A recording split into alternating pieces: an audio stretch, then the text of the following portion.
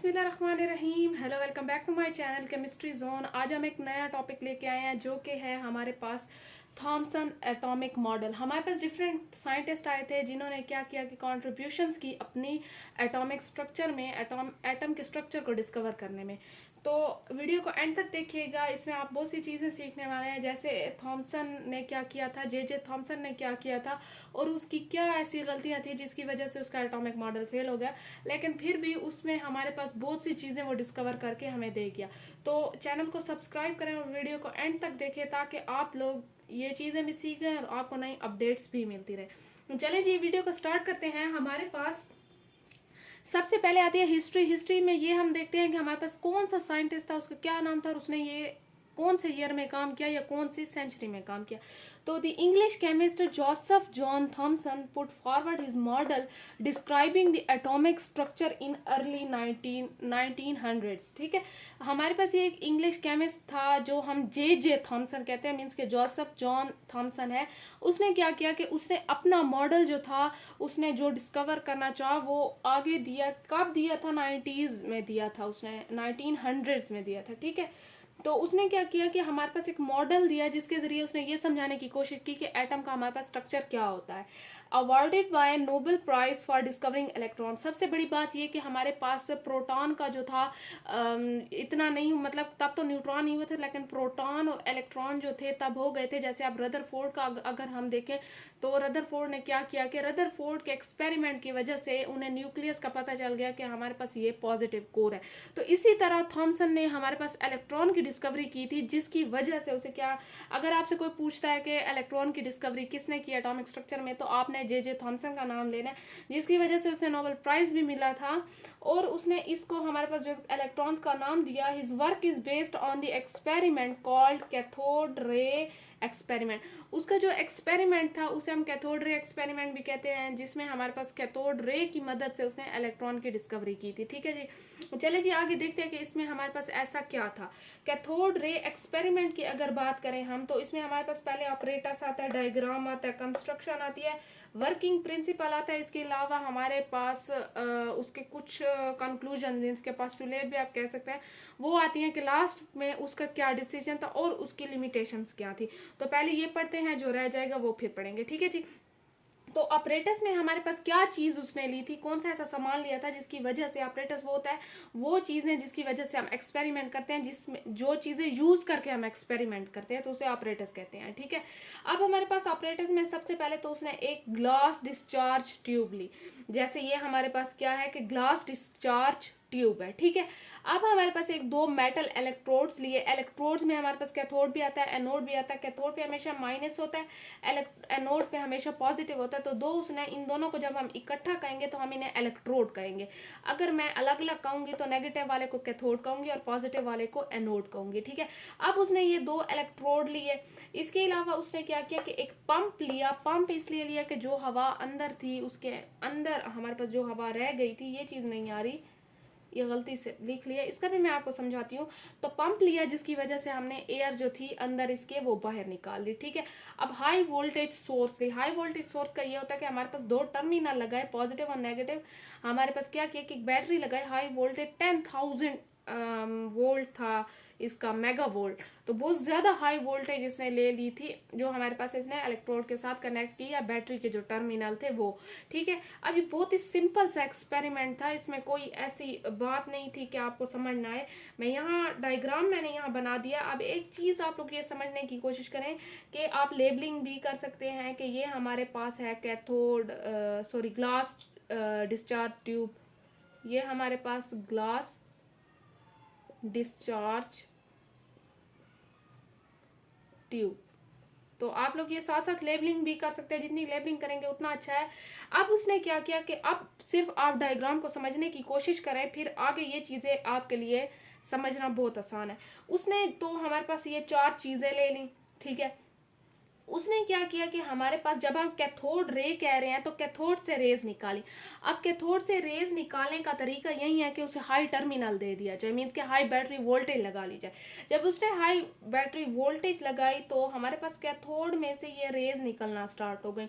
ये रेज निकलना स्टार्ट हो गई और उसने हमारे पास क्या किया कि ये फ्लोरोसेंट, मीन्स कि ये जो हमारे पास ली थी इसमें ये फ्लोरोसेंस जिंक सल्फाइड जैसे स्क्रीन उसी तरह ही काम करती कि ये हमारे पास चमकना, मीन्स कि इसके अंदर जो हवा है वो उसके साथ टकरा के यहाँ पे फ्लोरोसेंट चमकना शुरू हो जाती है। तो हमारे पास यहाँ असल मकसद ये था कि उसने कैथोड जो है उससे हमारे पास रेज निकाली, ठीक है, जो स्ट्रेट जा रही थी। अब उसने क्या किया कि जब हाई टर्मिनल बैटरी लगा ली और यहाँ से पंप में से हवा भी निकालना शुरू कर दी कि हमारे पास जो है अंदर वैक्यूम वाला एक सिस्टम आ गया कि हवा नहीं थी, और इसने क्या किया कि हमारे पास हाई टर्मिनल वोल्टेज भी लगा दी। तो जब कैथोड रेज यहाँ से निकलना शुरू हुई, पहले तो वो बिल्कुल स्ट्रेट जा रही थी, ठीक है, उस पर कोई इलेक्ट्रिकल मैग्नेटिक फील्ड अप्लाई नहीं की थी, तो हमारे पास वो स्ट्रेट जा रही थी। जैसे हमने हाई वोल्टेज लगाया तो क्या हुआ कि डिफ्लेक्शन शो हो गई, मींस के ये जो कैथोड रे स्ट्रेट जा रही थी वो यहाँ पे आना, इसके पास आना स्टार्ट हो गई, किसके पास, एनोड के पास, क्योंकि कैथोड नेगेटिव होता था, उसने क्या करना, अट्रैक्ट शुरू कर दिया पॉजिटिव को, तो वो सारी यहाँ पे डिफ्लेक्ट होना शुरू हो गई, ठीक है। ये किस चीज़ के बाद हुआ, ये हाई वोल्टेज लगाने के बाद हुआ। और हमने पंप में से जो मैंने यहाँ जो गैस लिखी थी, गैस का ये मतलब था कि हमारे पास जो हवा है, एयर है, तो वो निकालना शुरू कर दी। तो हमारे पास अब जो फ्लोरोसेंस आएगी वो बहुत ही फेंट होगी, बहुत ही डिम होगी, बहुत ही हल्की सी होगी। हाँ, इससे पहले जो हमारे पास आ रही थी और हमारे पास बगैर एयर को वैक्यूम किए या हमारे पास पंप को चलाए या निकाले, हमारे पास जो था वो सही, हमारे पास जो कहते हैं ना तेज फ्लोरोसेंस, तेज रोशनी आ रही थी, ठीक है। तो यहाँ तक आपको बात क्लियर है। बस आपने ये चीज़ समझनी है कि हमारे पास जब हाई वोल्टेज लगाते हैं तो ये डिफ्लेक्ट शुरू हो जाते हैं, डिफ्लेक्ट करना।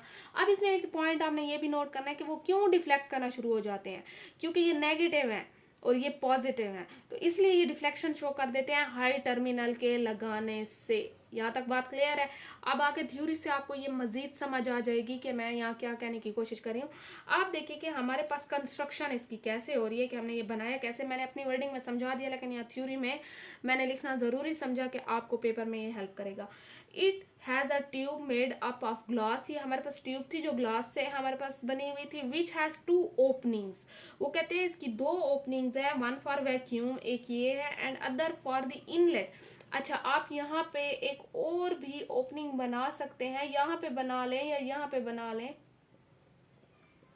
यहाँ पे दूसरी मैंने जो गैस लिखी थी उसका ये भी था कि हमारे पास डिफरेंट गैसेस पे भी आप लोग एक्सपेरिमेंट कर सकते हैं। यहाँ मैंने सिर्फ आपको एयर की बात बताई है ना, तो आप लोग कोई भी लाइट गैस ले सकते हैं, जैसे हीलियम हो गया, हाइड्रोजन, तो इन गैसेस पे भी आप लोग ये कर सकते हैं, ठीक है।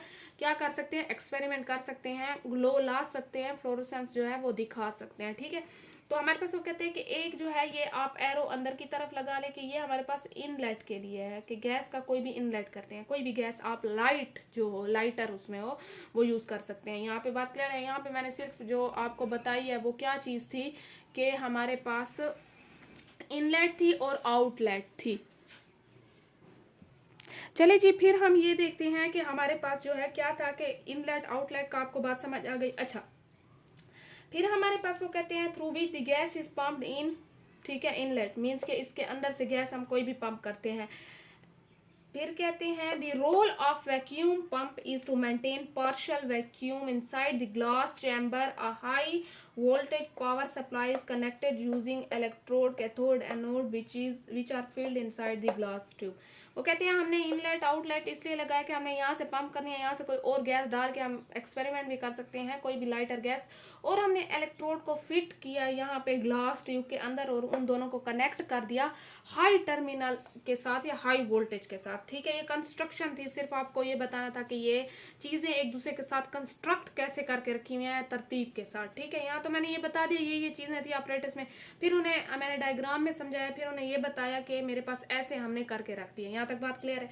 अब आप लोग एक चीज़ समझें कि मेरे पास वर्किंग प्रिंसिपल कैसे काम करता है, मुझे लगा कि ये भी बताना ज़रूरी है। मैंने यहाँ जितनी वर्डिंग बताई आप उसे अपनी वर्डिंग में प्रॉपर तरीके से लिख लें तो भी आपका गलत नहीं होगा, ठीक है। अब यहाँ जो है to test the properties of particle, अब उसका क्या काम था, वो पार्टिकल मीन्स के कैथोड रे को जो है वो चेक करना चाह रहा था, और हमारे पास उसी तरीके से उसके पास इलेक्ट्रॉन की डिस्कवरी हो गई। तो to test the properties of particle, Thomson placed two opposite charge electric plate, या इलेक्ट्रोड भी कह सकते हैं, इलेक्ट्रिक प्लेट भी कह सकते हैं, ऑपोजिट चार्ज है, एक का पॉजिटिव एक का नेगेटिव है। उसने क्या किए कि उसने एक ग्लास जो था डिस्चार्ज ट्यूब उसमें फिट किए, ठीक है, अराउंड दी कैथोड रे। उसने क्या किया कि इसमें से जो नेगेटिव था कैथोड में कैथोड रे निकाली, and the cathode rays were deflected away from negatively charged electric plate and towards the positively charge electric plate. This indicate that cathode ray was composed of negatively charge particle. एक चीज आपको मैंने बतानी थी कि यहाँ पे जो है जो कुछ बुक्स ऐसी हैं जो हमारे पास ये शो कर रही हैं कि दो हमारे पास इलेक्ट्रोड लगा है, दो जो है वो क्या लगा है कैथोड। तो यहाँ पे उन्होंने क्या लगाया कि यहाँ पे अगर यहाँ पे एक और मैं नेगेटिवली चार्ज जो है कैथोड लगाती हूँ तो मेरे पास यहाँ से डिफ्लेक्शन यहाँ पे नहीं जाएगी बल्कि यहाँ नीचे होगी, पॉजिटिव की तरफ जाएगी, ठीक है। वैसे आप सिंपल में भी शो कर सकते हैं कि ऐसे हमारे पास डिफ्लेक्शन हो रही है। वो ये कहने की कोशिश कर रहे हैं कि हमारे पास जब दो इलेक्ट्रोड लगाए तो उसमें हमारे पास जो कैथोड रे थी वो नेगेटिव की तरफ जाना पसंद नहीं कर रही थी, वो रिपेल कर रही थी, नेगेटिव नेगेटिव को रिपेल करता है, लेकिन वो पॉजिटिव की तरफ जाना पसंद कर रही थी क्योंकि हमें पता है कि अपोजिट चार्ज ऑलवेज अट्रैक्ट, ठीक है। यहाँ तक बात क्लियर हो गई। तो उसने भी यही कहा कि जब हमारे पास कैथोड रे जो है वो पॉजिटिव को अट्रैक्ट कर रहा है तो ऑटोमेटिकली ये हमारे पास खुद नेगेटिव चार्ज होगा जो पार्टिकल निकल रहे हैं, ठीक है। उसने ये कहा कि ये जो पार्टिकल कैथोड रे से निकल रहे हैं ये हमारे पास क्या होगा कि ये नेगेटिव चार्ज है। अब नेगेटिव चार्ज वाली चीज को उसने इलेक्ट्रॉन्स का नाम दे दिया। यहाँ तक बात क्लियर है। अब जो है आगे देखते हैं हम क्या चीज देखेंगे कि इसमें हमारे पास कंक्लूजन क्या है और लिमिटेशंस क्या है और इसने डिस्कवर क्या किया। अच्छा, फिर आप लोगों ने ये चीज़ देखनी है कि हमारे पास पोस्टुलेट क्या थे। अब पोस्टुलेट में हमारे पास ये चीज़ें आती हैं कि हमारे पास डिफरेंट पॉइंट्स क्या थे, उसकी कंक्लूजन्स क्या थी जो उसने एक्सपेरिमेंट किया। तो सबसे अगर पहले हम देखते हैं वो कहते हैं when a high voltage power supply is switched on, जब हम बैटरी लगाते हैं जो कि हाई वोल्टेज की और हम उसे स्विच ऑन करते हैं तो there are rays emerging from cathode toward the anode. हमने ये कहा था कि हमारे पास जैसे ही हम स्विच ऑन करते हैं तो हमारे पास कैथोड जो होता है वो क्या करता है कि रेज देना शुरू कर देता है कि क्या चीज़ किसकी तरफ, हमारे पास एनोड की तरफ।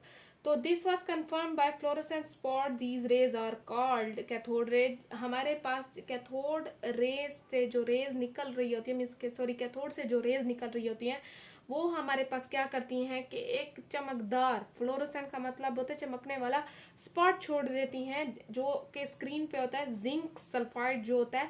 जो हमारे पास ग्लास डिस्चार्ज ट्यूब थी उसके एंड पे एक छोटा सा मैंने एक चीज़ ऐसे बना के रखी थी, बिल्कुल ऐसे। यहाँ पे स्क्रीन होती है जो मैंने शायद ऑपरेटर्स में मेंशन नहीं की, आप लोग मेंशन कर सकते हैं इस चीज़ को, जो मैंने ऐसे करके बनाया था।